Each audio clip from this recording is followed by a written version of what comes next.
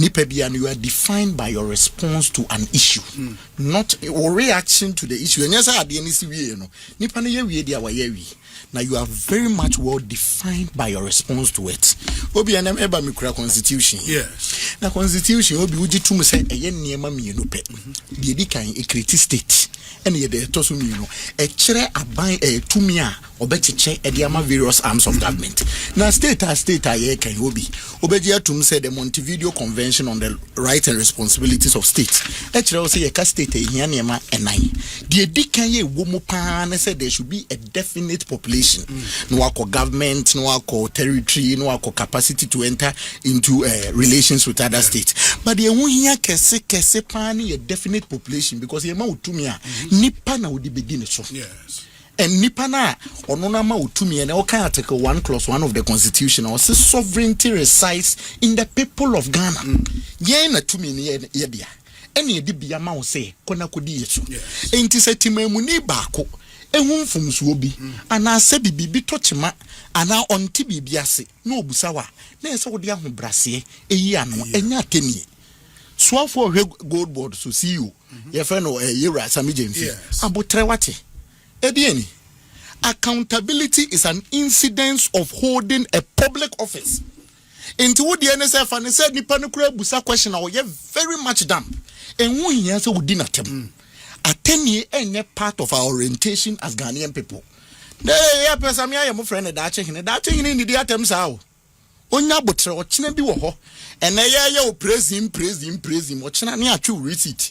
Eso bu ani pa di receipt nko fon so calculate this receipt. The Ghanaian people are asking you a very simple question. Say IMF for say eka bi aba.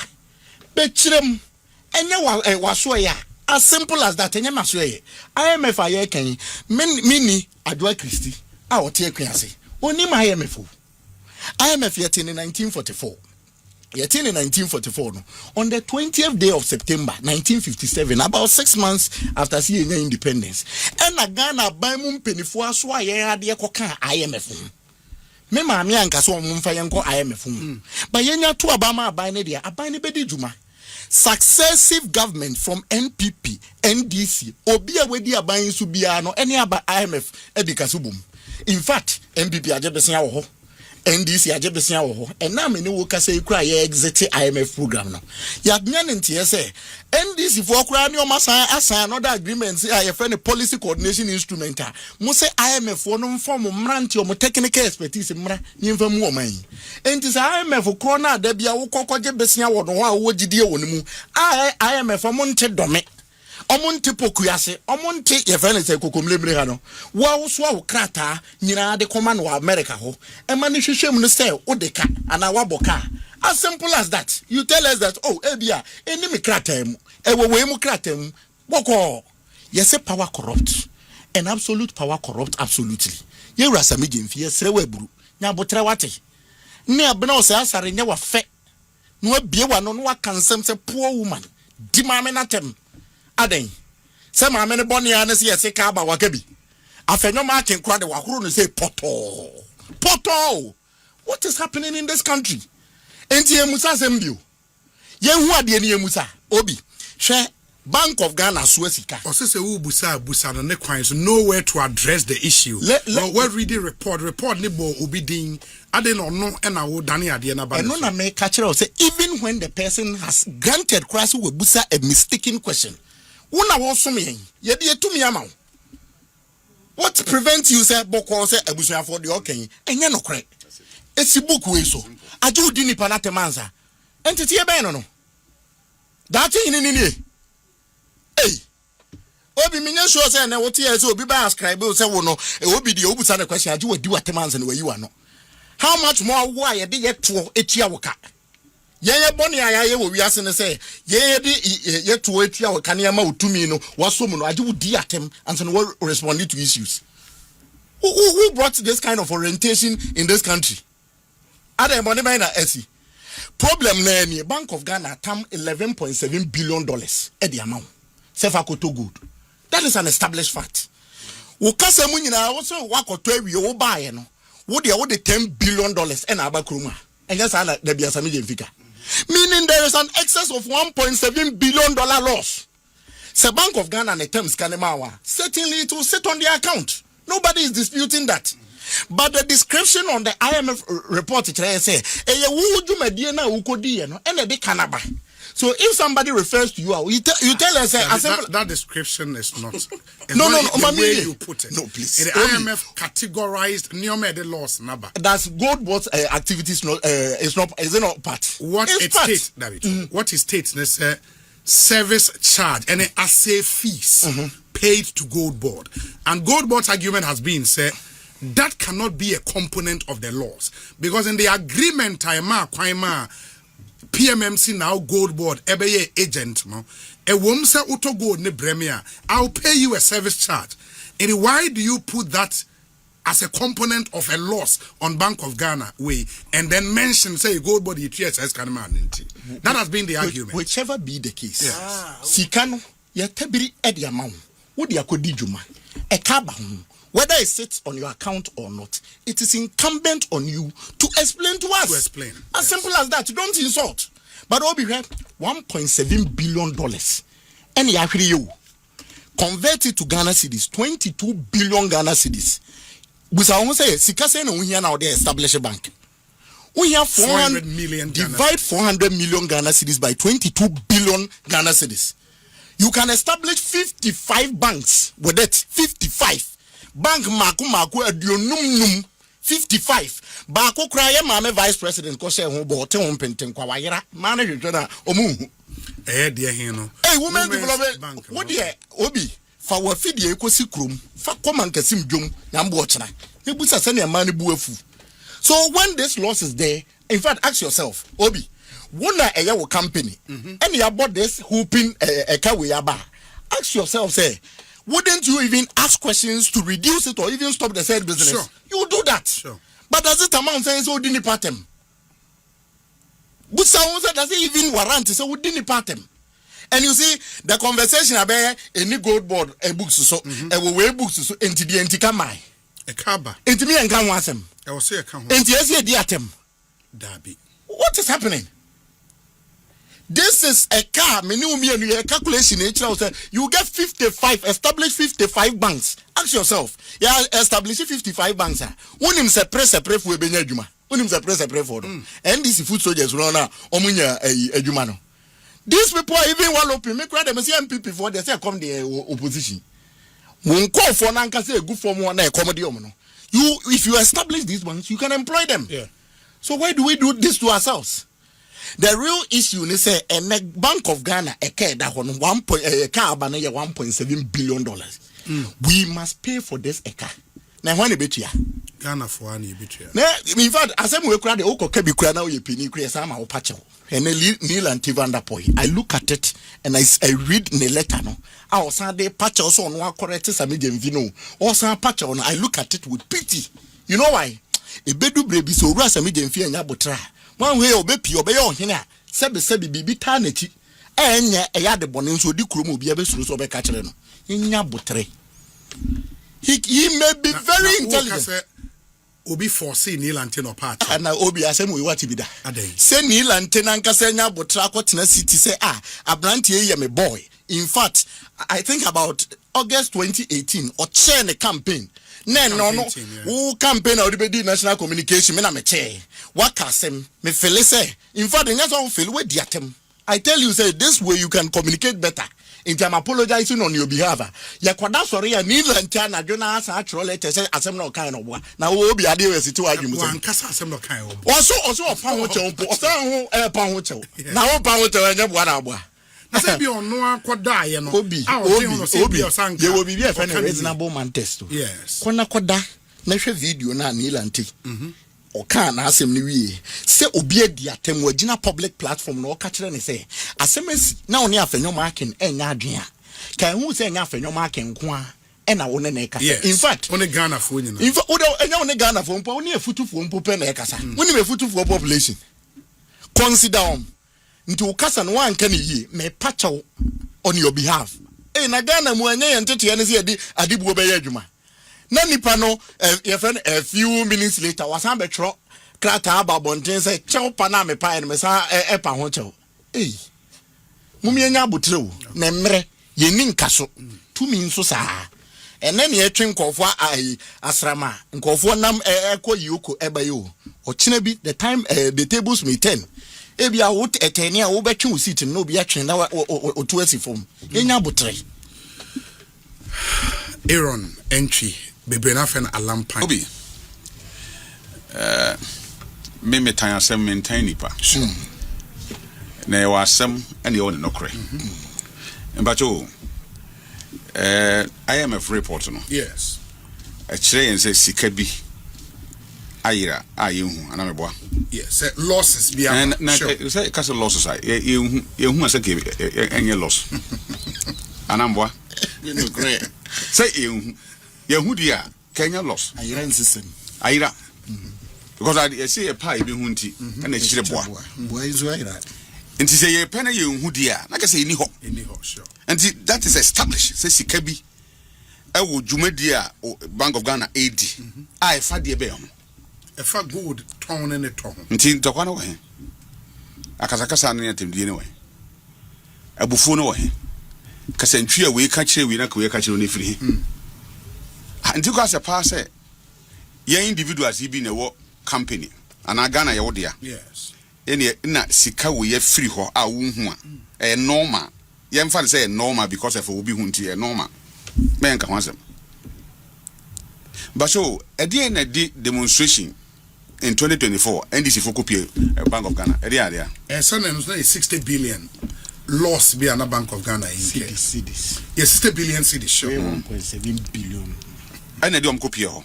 Yes. And the chorus. Kumnana do my radio, kumnana do my so now. And to me, I did about come who say, say, I buy a banner or dinner initially in Utuja. Yes. Or buy name him to Diana mean fortune. But I did over say I did win yet. May expect a bunny baby. And one of the things I buy in the so they buy power. I buy be a donor corruption. Now no election said yet. Now LGBTQ come and I got them say wedding. And the numerous press conferences are union men this for year on bar bam. Sudden losses about Muslim and can want them. What are they talking about?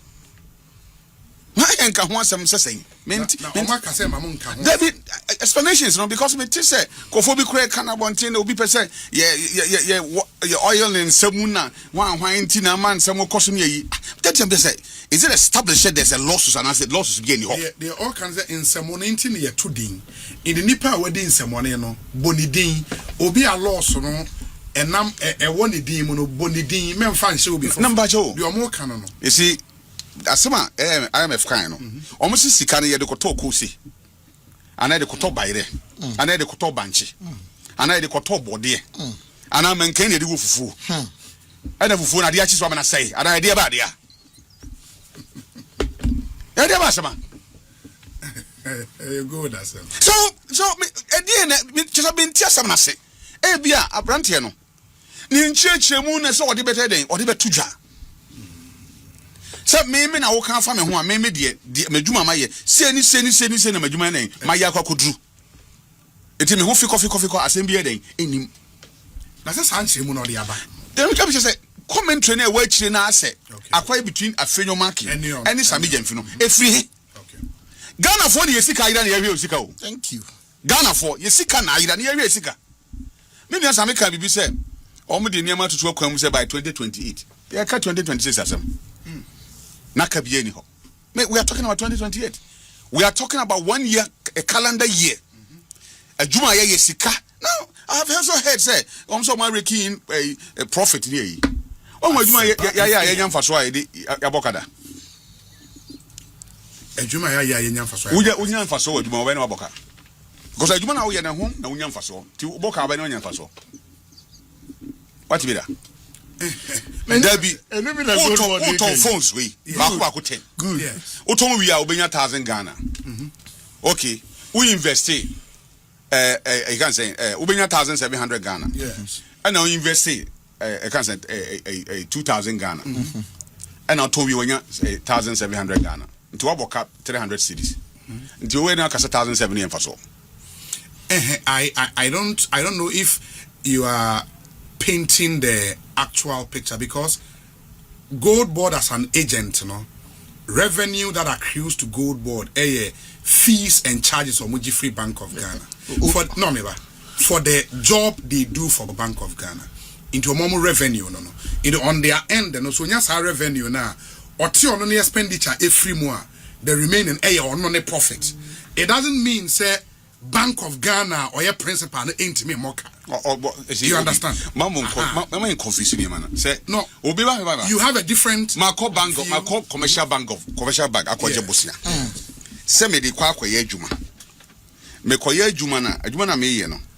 As I say me betua sika ye de amame no. Na de be baso na metima kasa me mfa so. Na meji sika ne wie ko. Na me koye sika me nyana me so ende me mfa so amanya ni. Na mum sika meji ye ne de me kona mentimentua ye bank ne ka. Asama na wo kan.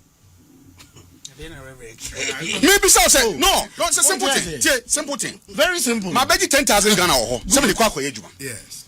10,000 Ghana na odi mame. As I said, we do 10,000 Ghana city ebrow. Simple so for interest kwan kan kwan. Somebody 10,000 Ghana city brow. No break even. And this me the 10,000 Ghana koye juma. Yes. Na me ko konya 12,000. Me say 2,000 no me nya 11,000. And I say me can say me nya 11,000. Na ma fa mu 2,000 Ghana city. Na me 9,000 brow say. Me fa so ni 2,000 that sika na me je ko no 9,000 ya odi anti wo boka 1,000. I mean what logic is this? No, maybe so it's as simple as no, Obi, Obi, Bank of Ghana mom say, Bank of Ghana mom say, Obi me bo, Bank of Ghana mom say,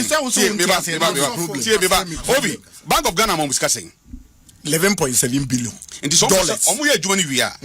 They are supposed to make at least someone make profit out of the money crana. And so much money mean 11,700 $11.7 billion Bank of Ghana. Billion. Anamewa. No correct. This omo nya sika nko akoma Bank of Ghana. Yetimi ka se yanya mfa so. A simple question na me bisa. Say na that's all. Say obima on say scan say fakoto gold. And yes say scan nyina because say scan no or transportation, security, other charges, you don't expect say overside it. Oh yeah. I feel me ba we bi akano. Tie me ba. Na so person say say okoton na oboka. Yes, but that's how they design the program. Oh, please. That's how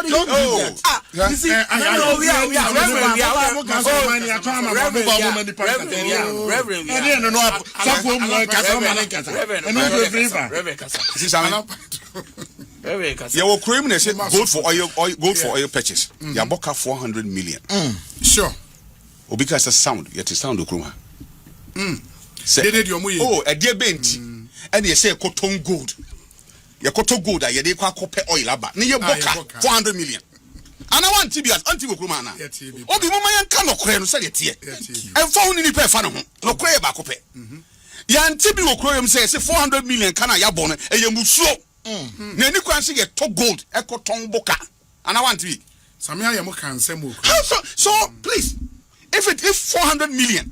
Eye musuo ayenti bi dade a 1.6 billion ene yenyitum 1.7 me mfa ho ne ba bi efiri ba o say ye beka say ye can say Goldbod for books ene Bank of Ghana for books say Ghana ye odi a 1.7 billion ko free normal me nua sa me na oka no fresh you can say stress free school me bo aban ade papa na aban na ye do you know how many you can say students are Sikabit Metuamum and how many years? Between Kumasi and Accra or Mampeni Mahama Daroma or Professor Expressway. Patroni boy saying finance minister said $3 billion. 3 billion. Yeah. To 1.7 if you make a saying. And said $3 billion will be here. Be a 1.7. Me, I'm so different. Actually, 1.3 can wait. It's me a quantity. And the infant say normal 1.7 billion. A normal. And you can see bisa hwasem. Is that say asema ye kan no? So because you didn't share to akwan hu say 2028 na ka bia ni ho ntino they abe yem fan to baby just a chicken change bi ntino is that what you are talking about? Me nye sure says Hana Sam. No, that be tie me no Mati whatever explanation be bia you say hu sika na de ye good. We demand to know sikano expenditure. Kwan ben ye fast we spending sikano. The idea is you. Saying, is that how I pay your money? Say you work with GCK Bank of Ghana. ATM business say oko GCK Commercial Bank of Ghana, Commercial Bank GCB. So they call a juma. Near my loan no se fa koye juma because the amount loan into oh right say oko run at loss. Now be catch bank no do ho chew. That's so obi an cancer and that's in a way and no too simplistic was analogy now. Naga complex opposition. Obi azamena okajo for check and you simple. That complex 5 minutes na me so. There 5 minutes. I mean I'm very bad. Mama so for Obi so for years. We be defend ye nua Sammy e wo efidie so. Yes. I be say dem defend ye. Enche bia na call eyi. And o share ye nua ba bi. And obi say bi no che ni bi. Yeah. Man for so mu so o mo ntia se so onya sika wo he no de man am say $100. Obi aye bi. Some dollars. A man for chisika. Now okoho as in his personal capacity as Sammy. Sure. No okwa yi na obi ebisa ne bibi. Enti wo di somwo bona enye yi. Obi yenka ne person as Sammy Gyamfi. Ye ka adwuma wo ye de ama wo man. That's it, bro. Ye ka Bank of Ghana eye wo man ne adwuma ko. That's it, bro. Yenka NDC party ho asem. Enna one calendar year. Adwuma yakwa na dey ntia is legend more court. Maybe that's a dey ntia more court. Anya IPMC adwuma. Are you by that? No, meba. They say they have. Oh, they be some keke. Because they are in court because of losses here. Because of losses here, Omambeki. They are in court because of that. Go and check. Because Omo GCK fee, PMC, I can't say. Omo the name MIF. MIF. Omo just call MIF. And now a Juma Mkoye no, a cowboy thing, abum. Abani gidom konso jisika no because say abani sika and a crosso sika bia ya abani sika bia no edi kwan say e man kwan ma asika ne den e ko free. Okay. Enti Obi Mr. Mika my reduce no to nipa mi afenyo marking honorable Sammy Gyamfi see you asem or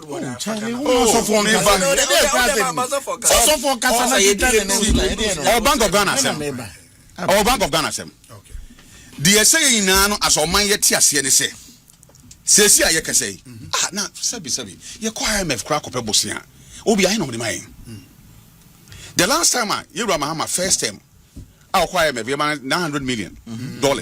Yes. Yewura Kufuor the time COVID buy ye man $3 billion. 1.7. It is a fee yetimi lose $1.7 billion. It say that normal. Obi, it's a normal. So I said, the BNC ya. Na mene binim ya enye yen set up a probe. Na Bank of Ghana, whether Goldbod through Bank of Ghana or Bank of Ghana through Goldbod, I account for every peswa. Thank you. Our minor at this best day. Obi in 2019, June 2019, Dr. Baumia Kate sought for construction of Construction Bank. Udebe. Mr. Your bank people Ghana a friend of Construction Bank.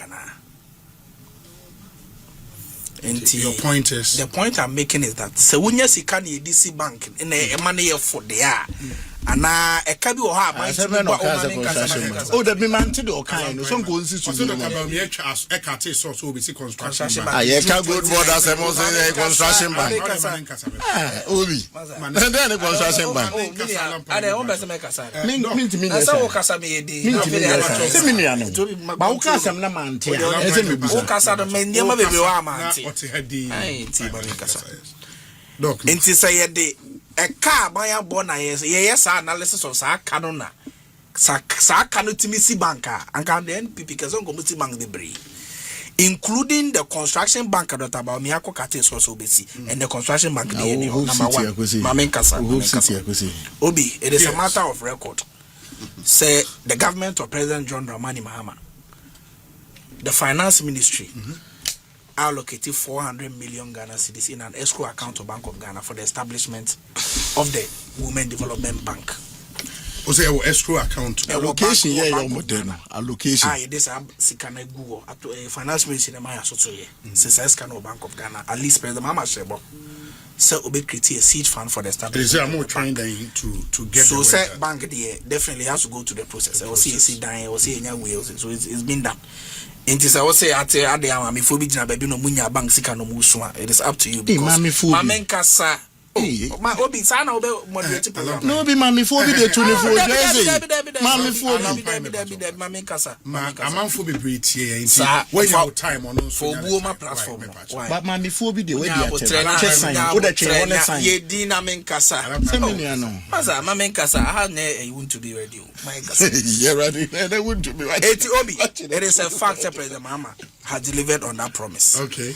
Yeah, my memo Ghana. Yeah, my memo mutie or Ghana.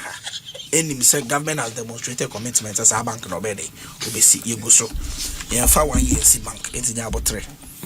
Obi, a lampire and the submission in but when Timian can one statement or they demonstrate say did the attempt and a lawyer Sammy Gyamfi be your press conference. One, you can talk about criticisms, you can talk about statements, and make it obi assumptions or obi criticisms. And somewhere you can, you obi want to my, probably want to my say, somehow be can they would rather some. That was what lawyer Sammy Gyamfi engaged in. It is a matter of record that will be intimate discounting. Now. Alampire issues when you na me expect so Babeka say Goldbod statement of accounts I kura me a come receive it me a pani. We pay 20 a see Goldbod now overall surplus of 5.4 billion. Enyampa nukuri bi anim na Goldbod eboka. When timi amfa dance die bia metudwa e kire say the criticisms are the minority leader and MPP from Pennyphobia, no as a young person. What was the criticism there? Minority leader there. Because when to me have a document be a man. IMF reporter, a damn enemy. It was the basis for MPP press conference led by the minority leader. I have the document here. When to me I'm pointing any page, any sentence, any line in the document to say, Goldbod, Eboka. And now, yes, propaganda now correct. Obi. But his overarching argument is there is still a loss of 1.7 billion, which has not been disputed. Okay, no problem. Now, who are the disputers said there is a loss? As the air can say if a loss has been occasioned, Yamma Emunu Kre and Neddy. And then MP before, Omanya the Damascus experience, Anabekano. On set timer. So echo persecute a Christopher no. Unyana an experience. Emma never done a Paul. And then people before who says a cabai or say interrogating. Obu Kaisa will file an RTR request from our Bank of Ghana. Yes. And a Bank of Ghana governor know the breakdown of a car from the time our program na MP before criticizing a be by a Obi, I have it in my hand and one kasa you know it already because one hour RTI no. Obi Bank of Ghana Governor Cherry Mu say in 2023 this same program eboka 1.3 billion. For denomination Ghana cedis. In 2024 the same program boka 5.6 billion. So time na e kan buy no. MP before anya press conference say e wo see ehu maybe I can free buy. MP before anya press conference say e PMMC and this I can buy. MP before anya press conference said there is a need for us to interrogate the entire Kanabai. That should tell you say women a nyacho. But they've argued say you campaigned on a promise of resetting Ghana. Yes, so it is on more with the program. You don't have to be making losses. President Mama had to start a whole system in the name of Goldbod. Yes. In Tubesha, from March, Goldbod has done a reset. Goldbod has ended the domestic good purchase program. That's a fact. The programmer, you use here for the last 1 year. I shall say in 2021, SAR program has ended. Goldbod is not using that model again, where you go and buy gold at spot price. Where you take money from Bank of Ghana and buy gold at spot price Abinisho Waboka. Now, reset in Intino. Goldbod is now engaging its own financiers, raising its own funds, raising funds from its off-takers and what have you. In order that, Sa Ekano gradually, anything, in fact, they've set a target. The other time, lawyer Sammy Gyamfi or Joy News. No, because by 2028, Omokano Ebeye zero. That is visionary leadership. That is the resetter we promise the people of Ghana in opposition. That is the resetter President Mama Bayo say or the Goldbod and the activities of Goldbod ever revive the Ghanaian economy. Ghanaian economy na sidinaya hata 8 solid years MPP destroyed the Ghanaian. Semper FM. 8 solid years. There was smuggling. Obi, this is the same IMF report. And before when they are reading the report, because of mischief, Omunya time reading it. This is paragraph 5 of the IMF report. Obi, who tell me? Who read paragraph 5? It talks about smuggling of artisanal gold production. No, it says smuggling of ASGM production has been a critical problem in Ghana. The smuggling of ASGM gold outside of Ghana is estimated as 229 tons of gold worth 11.4 billion, which are missing from official trade data between 2019 and 2024. What did you do about it? Because your party and your leadership were benefiting from it, like what Alistair Matthias told us in this country. So no, down for the President Kufuor and a lawyer. No, every month or so go $40 million worth of gold. Free Ghana. What did your government do? Yeah, but the presidency at the time disputed. Oh no, I saw Modi Al Jazeera be court me boy. One some the Al Jazeera court because they know what they were doing. And I can go on and on. In fact, I see in 2023 the discrepancy between exports reported by Ghana and imports reported by the United Arab Emirates was more than $4 billion. And to Krumwa, you are benefiting from illicit gold trading. A buying for Fraba or the Shishaye Guakwamu to plug the holes for the benefit of this country. There may be issues, there may be difficult because of a program you designed. On our designing program say gold miners and from gold in my Bank of Ghana. Now they will buy the gold at spot price. Obi auto gold at spot price. Up in issue, have you not incurred it? You have. And Tiabana in 1 year. Yeah, changes gradually. In the space of 9 months, you're changing the whole system in order that a car you buy and you bet na ha car ho asem no saka ni ho ene wotia. Instead of you to analyze the issues properly, you are playing to the gallery. So obi ade obi atem no obi ai we na nipa ono no contract obi say ye be ma no on bill no ono de one kan ho asem ono de or impute crime on obi say ye de no be koyoko ye be ma no on bill. Another one can once and the atemene de anya nimtia.